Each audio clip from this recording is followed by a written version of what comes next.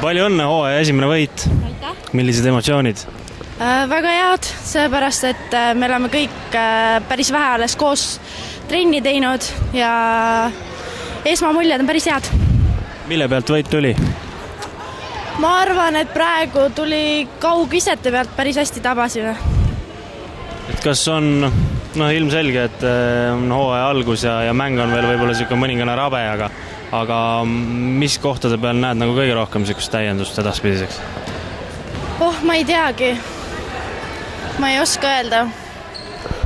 Küsin siis treeneri käest, enda mänguga, kuidas rahule jäid? Oleks võinud rohkem paremini tabada, kuidagi palju panin mööda, aga muidu enam-vähem esimese mängu kohta pole paha. Selge, aitäh!